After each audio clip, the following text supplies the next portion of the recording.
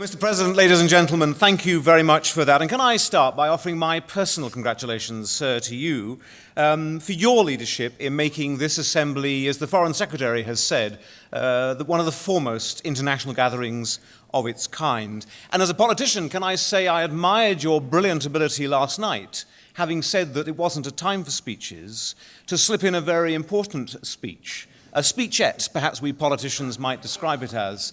But you used a very important word, which I know has been picked up since then, and it is one that the Foreign Secretary has, if you like, referred to. The Arctic Circle Assembly is indeed a village.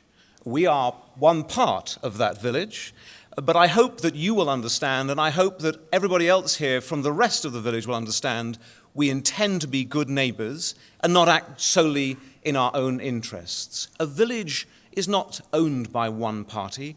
It is not owned by one section of that community. It only works if we are willing to come together. And that is certainly the role we intend to take over this year and the coming years in the Assembly itself. Now, today I'm charged with looking particularly at outlining the British government's views of commercial development in the Arctic. After all, we need to make sure that we get the balance right, the question of, yes, the opportunities, but also the risks.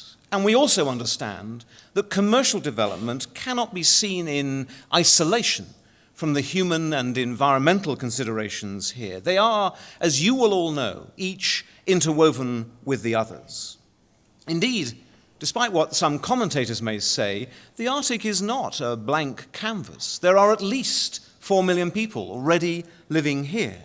There are thousands of years of traditional knowledge, a multitude of indigenous cultures spread across at least 40 groups, and whose voices are crucial, not just to the present, but to the future of the Arctic. Equally, companies from across the world have been operating in much of this area for decades, whether it's the fishing in the Barents Sea, onshore oil production in Alaska, or mining in the Scandinavian Arctic. And British companies have also been active for many years.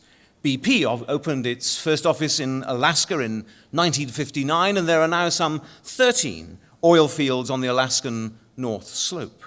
Shell has been exploring and developing oil and gas sites in Canada's Northwest Territories for nearly 40 years. Indeed, British companies from a wide variety of sectors are already established here.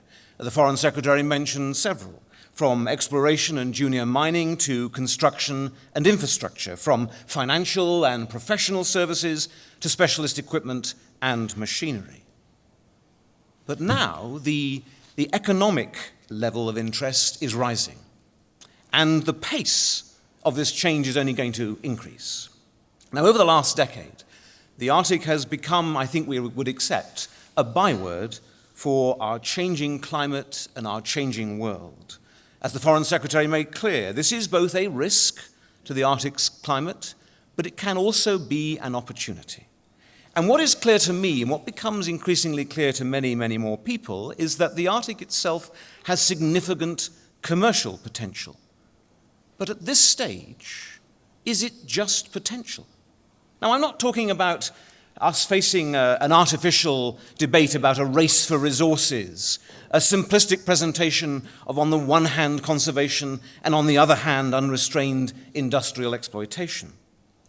Rather, I think what we are facing is a long journey to realize that potential and to do so in as a responsible and sustainable way as possible. And getting that balance right is a challenge in most parts of the world. It's particularly so here in the Arctic states. Well, I can tell you, Mr. President, ladies and gentlemen, the United Kingdom is ready to meet that challenge. First, as a good neighbor with strong regulatory processes. Second, through our broad range of commercial, financial, and professional consulting experience.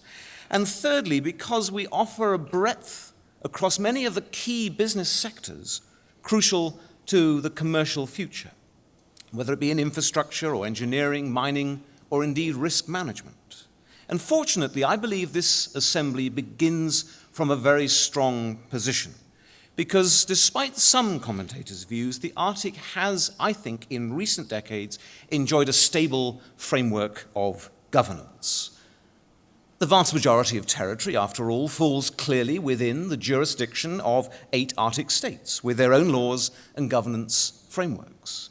There is a suite of international agreements and treaties that apply to the Arctic, most notably, of course, the UN Convention on the Law of the Sea. The Arctic Council has been very successful in promoting the practical cooperation between the Arctic states and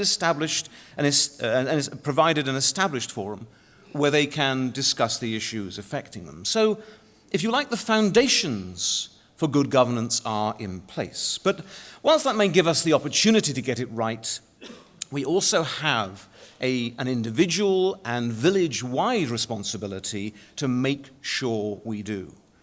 Companies that want to operate in the Arctic share that responsibility. It is very important that they recognize that they accept that, not least because were they not to do so, they could not only create significant environmental damage, but also face the prospect of losing their own license to operate and even the licenses of others. Now, last October, the United Kingdom set out its Arctic policy in a document entitled Adapting to Change, in which we committed to promoting the principle of responsible commercial development. Well, what does that mean in practice? A responsible commercial operator is not just one that says it is, but is one that clearly demonstrates it through its commitments, its business plans, and through its actions on site. And we can gauge that progress in 3 particular ways. First of all, demonstrating responsibility means working with and showing respect for the local communities. They have an absolute right to share in the benefits of economic development. Secondly, responsibility means respecting the environment in which companies intend to operate. They must take responsibility for their actions, prepare for the worst, and indeed be ready for any such eventuality. And companies must also work with their colleagues to develop, to apply, and to continually improve on best practice within their industry. And importantly, I think this also involves understanding the risks not just to their own operations, but to the environment and the local communities as a whole. And thirdly, responsibility involves companies sharing their know-how. There are still many gaps in our collective understanding of the Arctic itself, of the changes that are now coming through, and indeed of the impacts of those changes.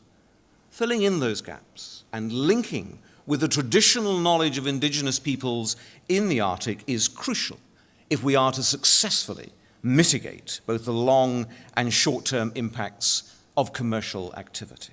And so for us, responsible commercial development isn't a theory, it isn't a nice to have. It is a central principle for building our common understanding of the Arctic and for developing solutions for adapting to the coming changes. So, Mr. President, ladies and gentlemen, the Arctic is, without question, a unique place, both environmentally, but also for the 4 million or so people who already live here.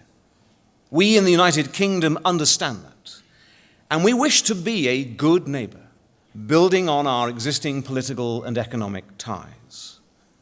British companies have a long and established track record already here in the Arctic, and Britain is home to many of the key industries that we believe will help to underwrite the security, underwrite the future activity here.